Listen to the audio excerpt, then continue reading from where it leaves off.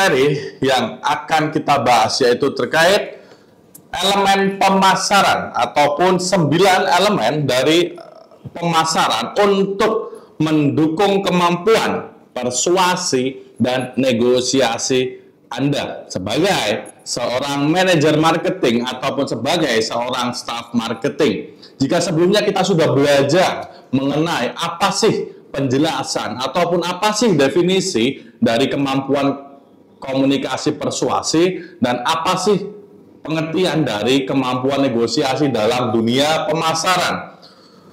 Oleh karena itu, pada kesempatan kali ini kita akan belajar terkait elemen pemasaran untuk mendukung kemampuan persuasi dan kemampuan negosiasi dalam pemasaran, terkhusus pada Anda seorang manajer marketing ataupun seorang tim marketing.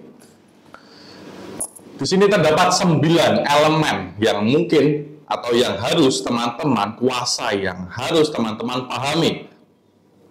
Framework yang berisikan 9 elemen pemasaran dipopulerkan oleh seorang ahli yang bernama Hermawan Kartajaya dengan nama The 9 Core Elements of Marketing, yaitu inti dari pemasaran yang terdiri dari segmentation, targeting, positioning, differentiation, marketing mix, selling, brand service, and process. Terdapat beberapa hal yang perlu teman-teman ketahui. Kemudian 9 elemen pemasaran tersebut dikelompokkan menjadi STV Triangle yang menjadi dasar dari semua kegiatan dalam proses pemasaran.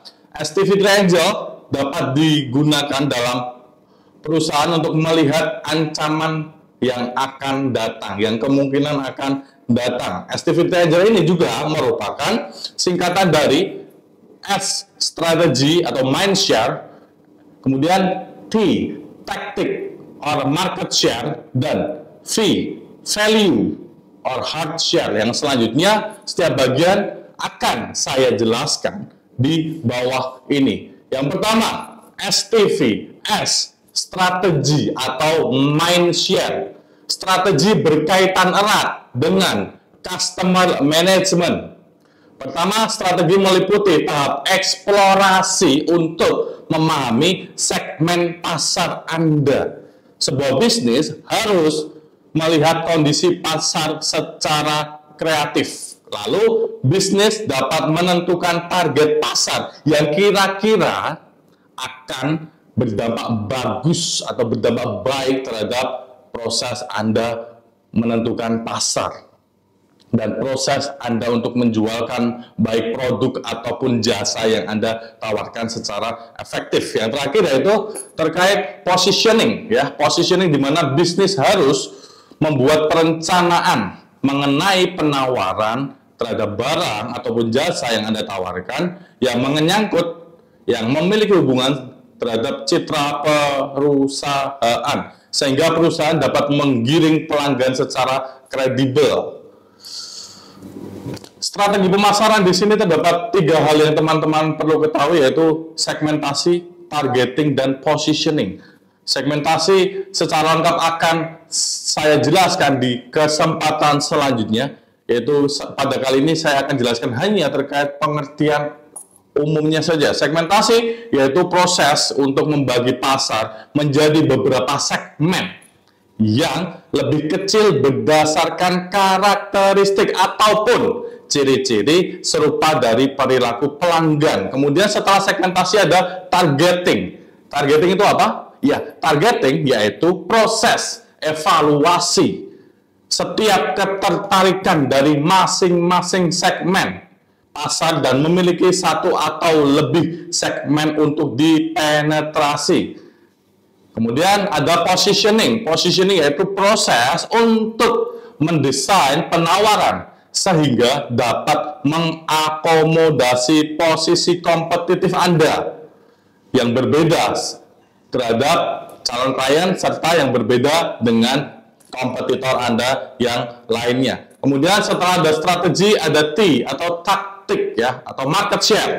Taktik yang terdiri dari diferensiasi, marketing mix, dan selling merupakan usaha untuk produk manajemen. Di sini dalam proses marketing tentu Anda harus memiliki sebuah strategi. Selain strategi, Anda juga wajib memiliki sebuah taktik supaya produk Anda bisa terjual dengan maksimal.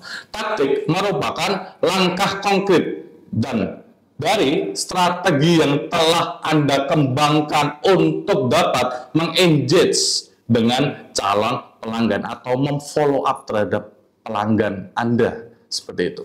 Kemudian ada istilah diferensiasi, strategi untuk membuat sebuah perbedaan yang mengintegrasikan konten, kemudian konteks dan infrastruktur dari apa yang Anda tawarkan. Perbedaan di sini pun juga perbedaan produk, ataupun semisal produknya sama, perbedaan fasilitas, fitur, ataupun garansi yang Anda tawarkan. Yang pada intinya, Anda harus menekankan bahwa Anda memiliki kompetitor atau pesaing dari produk Anda.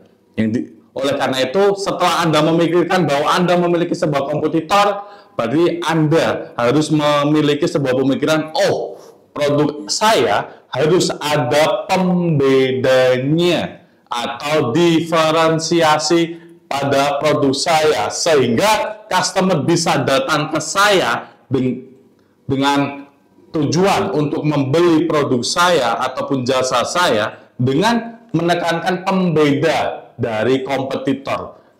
Dengan tujuan klien Anda lebih mau datang ke Anda daripada kompetitor Anda dengan beberapa tujuan atau beberapa pembeda positif yang Anda tawarkan kepada calon klien. Taktik pemasaran di sini ada diferensiasi, ada marketing mix, dan penjualan. Proses penciptaan faktor pembeda seperti yang sebelumnya saya jelaskan, yaitu pada diferensiasi. Kemudian ada marketing mix. Marketing mix di sini yaitu strategi pemasaran yang menggabungkan elemen produk, lokasi, promosi, dan harga secara terpadu, mix. Kemudian yang ketiga ada penjualan. Penjualan usaha untuk terpadu supaya dapat mengembangkan rencana-rencana strategis yang Anda arahkan pada usaha pemenuhan kebutuhan calon klien Anda. Kemudian setelah taktik, yaitu ada V, value atau hard share.